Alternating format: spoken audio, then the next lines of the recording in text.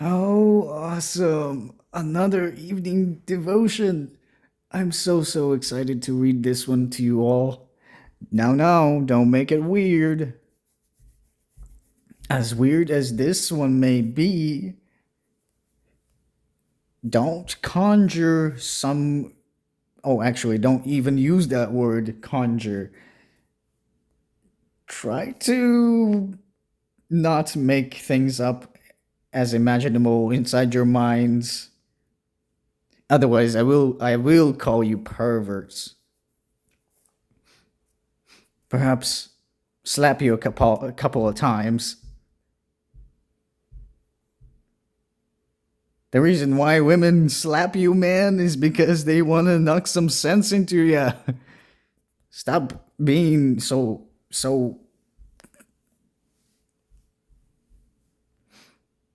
glued to their bodies.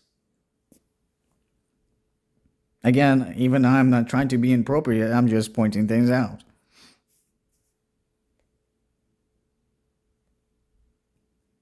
Because if you don't follow this thought of sense or common sense, it's going to be chaos all over the place.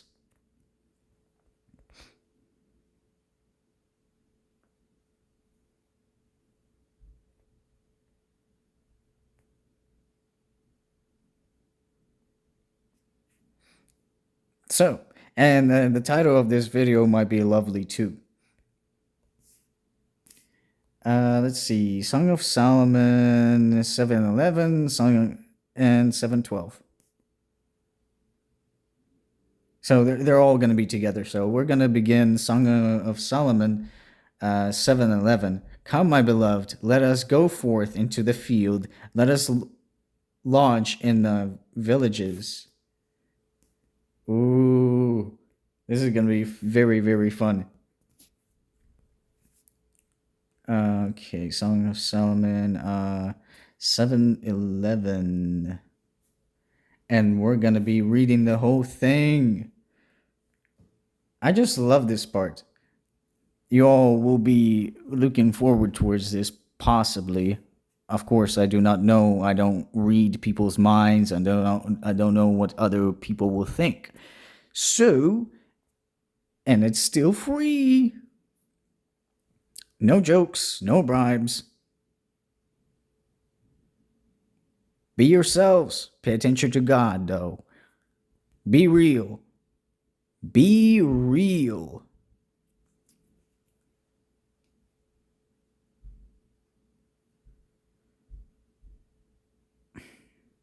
For example, I will use this analogy. Let's say you make something like food wise and you taste it and you kind of experiment with it, right? You are trying to determine what tastes real or what tastes fake.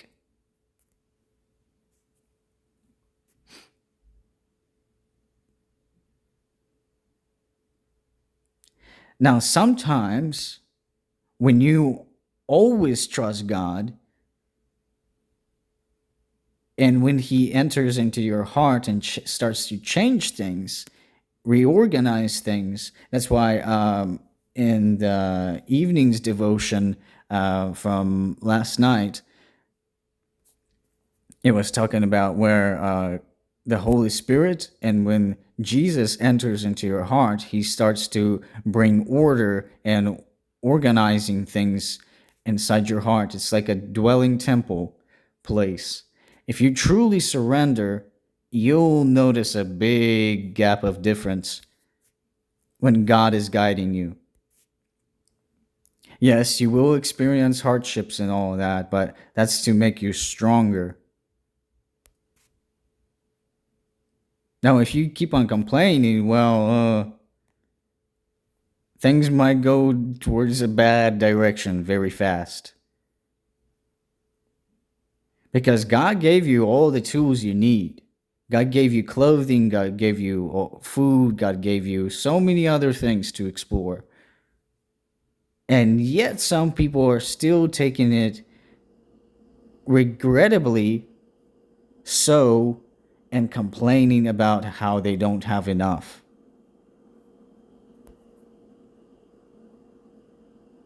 Yes, there are some situations that do need a lot of resources. Once more, God is always testing people. It's like strengths and weaknesses. Would you rather help the person that is in need, or you walk away and leave them be? Because God is trying to see if you are understanding enough or humble enough to put away your pride and actually help those people that are just as human being as you are. I know I have said that before, but I would say it again, as I already said it. So I will not repeat the words. I shall keep on moving forward. And many conversations will be made, of course. Now, I might be able to separate things as things go on, depending how all of your lives are doing or staying busy and so on.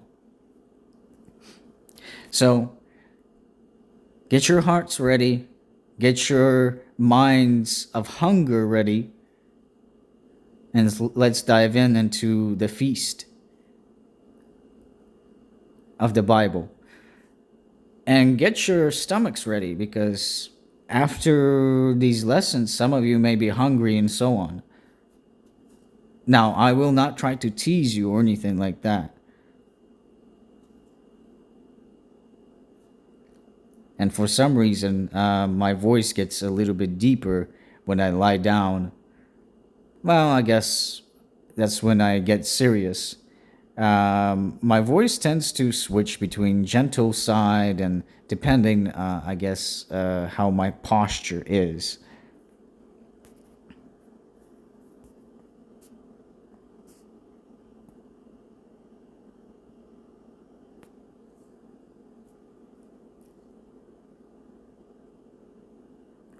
Now, some of you may be wondering, what else have you been hiding? Walk with God alone, you dirty little rascal.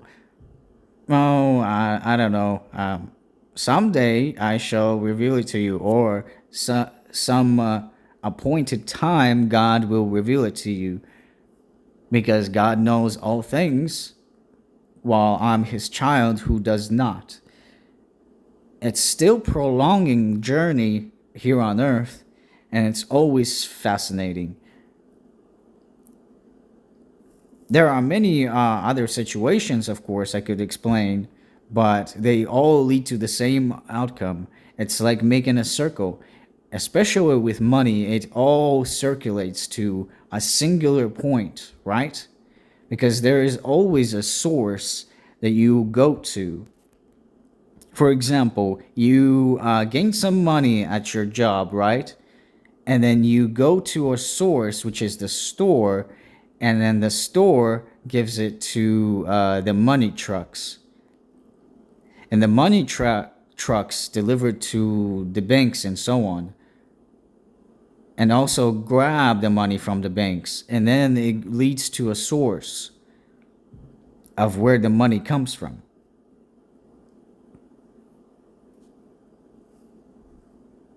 So, and just like with the Bible has many paths, but it has its own roots. It's so to say like tree roots and so many pathways that lead to one point, which is God.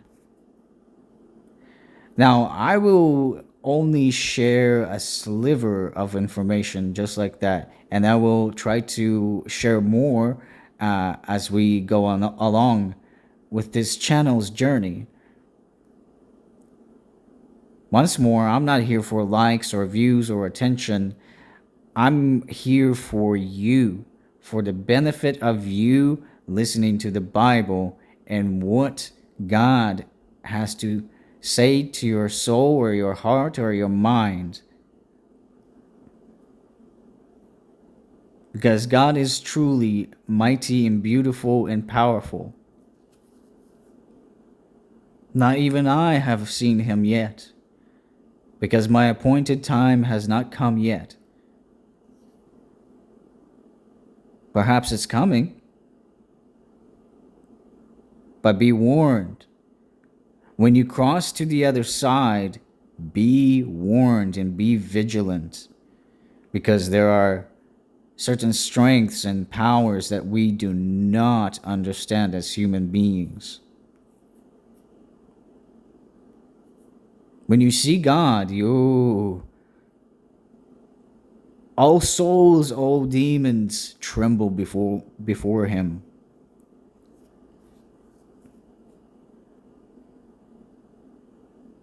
That is why he's so worthy, because he creates so many scenarios, so many furbished pathways for us to follow, and it creates a beautiful art, so to say, or beautiful pathways to enjoy life with God.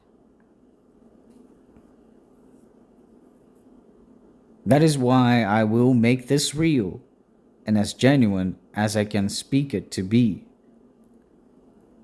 Because Bible brings understanding and truth, and it'll prevent you from lying.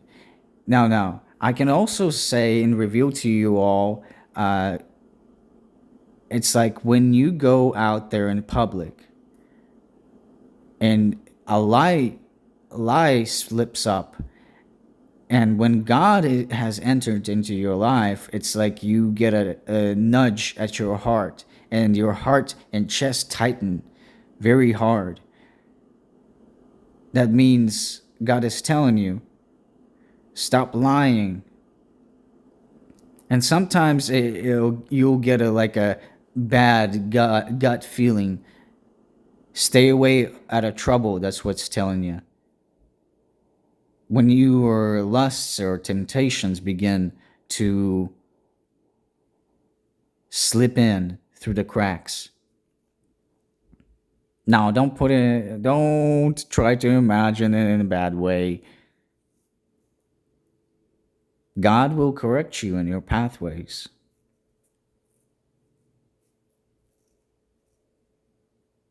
We're all human beings, after all. We all have bad imaginations and perverse minds, and a lot of things we have junk inside our minds and bodies.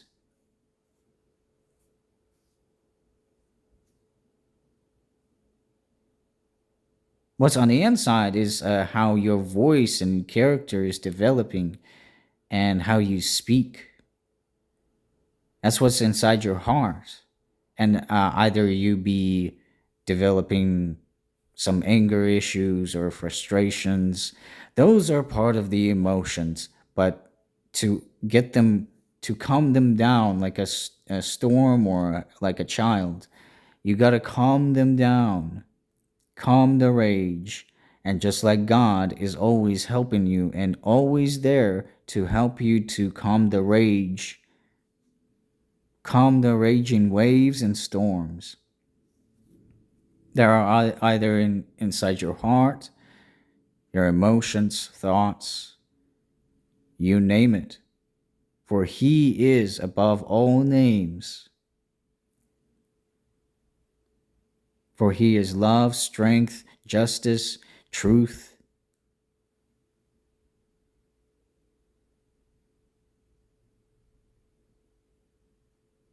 and so on. All right, let's start. How beautiful are thy feet with those with shoes, O princess daughter. The joints of thy thighs are like jewels. Oh, you cheeky Solomon. I like how a father has written a Song of Solomon. Yeah, I guess it's Solomon's affection for God. That's how it stands for. Because he is that pure. And that's why the Bible expresses it that way. Because Solomon is in awe of God, or that he used to be in his prime time before he got lustrous, I would say. Now, we all have temptations and lusts. Don't get me wrong. I'll be honest, straight honest. I'm in the same boat.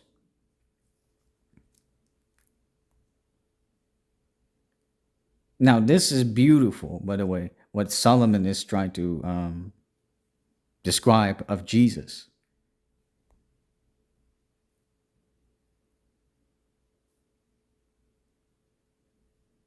Now, he's not trying to be perverse, it's describing the purity of God.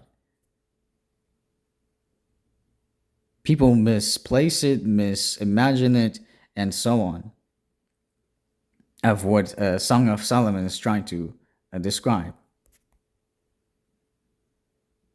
This is fascinating. How beautiful are thy feet with shoes, O princess. Oh, yeah, prince's daughter.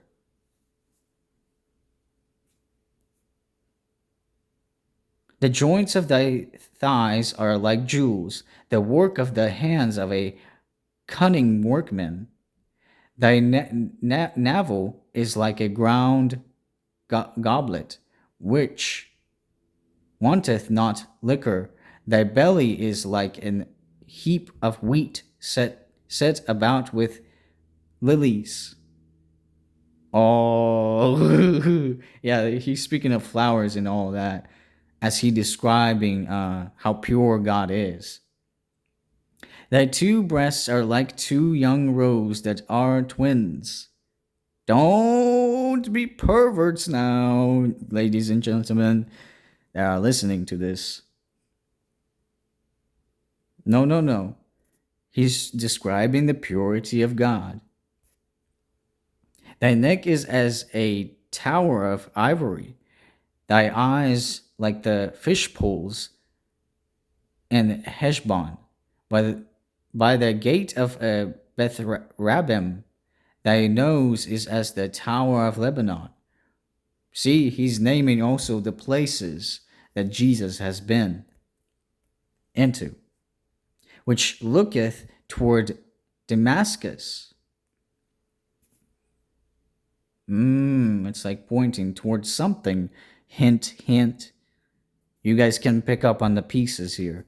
Thine head upon thee is like a Carmel, and the hair of thine head like purple. The king is held in the galleries. How fair and how pleasant art thou, O love, for delights. This thy stature is like to a palm tree, and thy breasts to clusters of grapes. Again, grapes there are shaped and formed in Lebanon.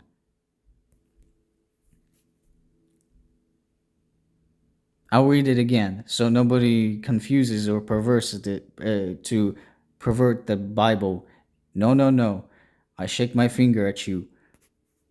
Don't do that. This thy stature is like to a palm tree. Speaking of Lebanon, and there are also palm trees nearby. This thy stature is like to a palm tree, and thy breasts to clusters of grapes. Yeah, describing of gardens of Lebanon where their grapes are. I said, I will go up to the palm tree, I will take hold of the buffs thereof. Now also thy breasts shall be as clusters of the vine, and the smell of thy nose like apples. See, he's speaking about true, like the fruits, fruits that God designed. and the roof of thy mouth like the best wine for my beloved. Ah, combine grapes and wine, or wine,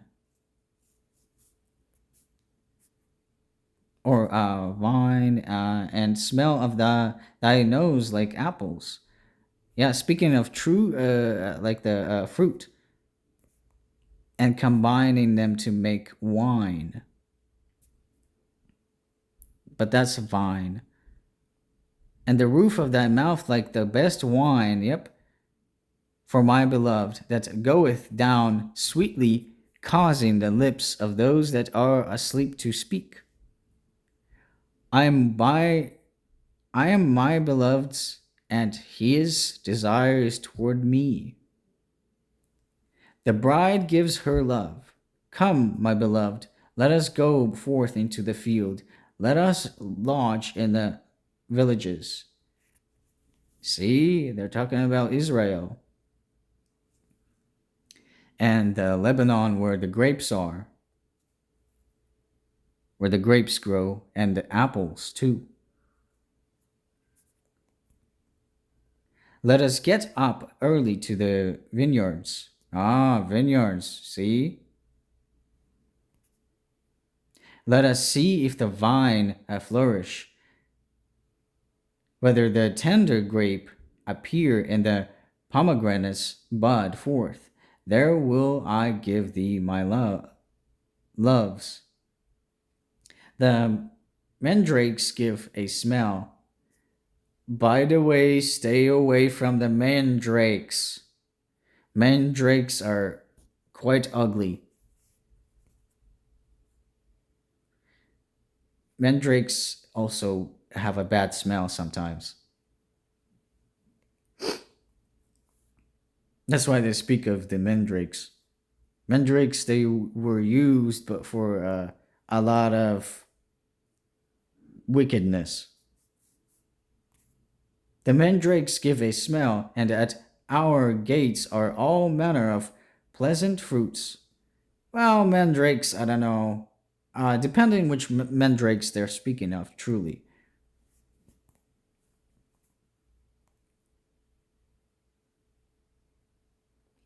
And at our gates are all manner of pleasant fruits, new and old, which I have laid up for thee, O my beloved.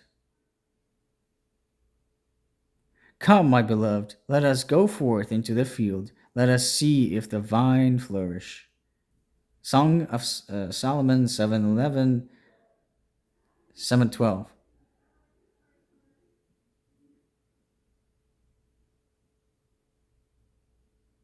The church was about to engage in earnest labor. Ah, labor. It's like working in the fields. And desired her Lord's company in it. She does not say, I will go, but let us go. It is blessed working when Jesus is at our side. It is the business of God's people. Ah, business of God's people to be trimmers of God's vines. Like our first parents, we are put into the garden of the Lord for usefulness. Ah, let us therefore go forth into the field. Observe that the church, when she is in her right mind, in all her many labors, desires to enjoy communion with Christ. Some imagine that they cannot serve Christ actively and yet have fellowship with him. They are mistaken. Doubtless it is very easy to fritter away our inward life in outward exercises and come to complain with the spouse. Ah, speaking of complaints, they made me keeper of the vineyards, but mine own vineyard have I not kept. But there is no reason why this should be the case except our own folly and neglect. Certain is it that a professor may do nothing and yet grow quiet, as lifeless and spiritual things as those who are most busy. Mary was not praised for sitting still, but for her sitting at Jesus' feet. Even so, Christians are not to be praised for neglecting duties under the pretense of having secret fellowship with Jesus. It is not sitting, but sitting at Jesus' feet, which is commendable. Do not think that activity is in itself an evil. It is a great blessing and a means of grace to us. Paul called it a grace given to him to be allowed to preach, and every form of Christian service may be a personal blessing to those engaged in it.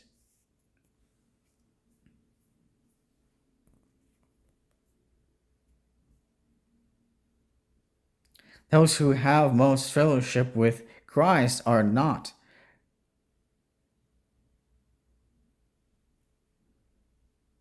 recluses or hermits who have much time to spare, but indefatigable laborers who are toiling for Jesus and who, in their toil, have Him side by side with them, so that they are workers together with God. Let us remember then, in anything we have to do for Jesus, that we can do it and should do it in close communion with Him.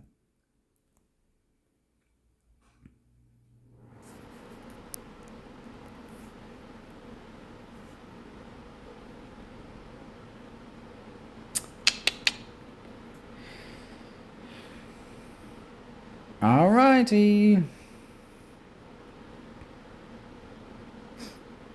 Stay truthful, humble,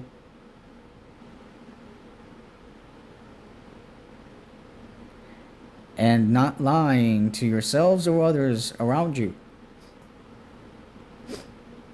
For it is pleasing to tell the truth.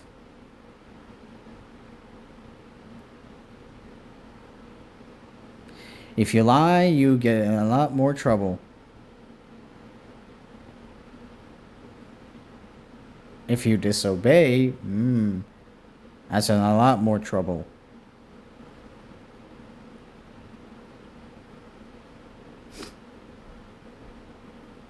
They were doing works on the field to pick up the fruits and making wine.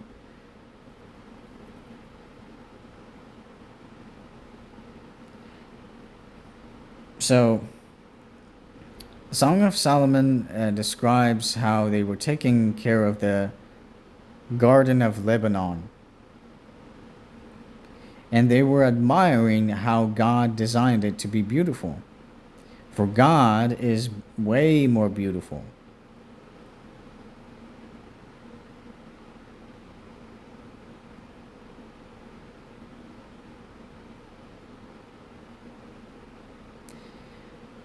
Hug one another.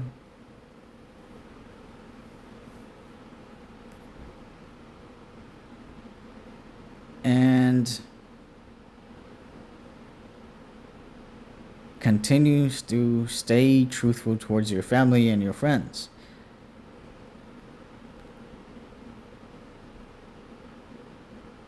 Yeah, beautiful souls, lovely people, royal knights that are here protecting. Either be temporary, but God has a plan for all that truthfully come forward towards Him.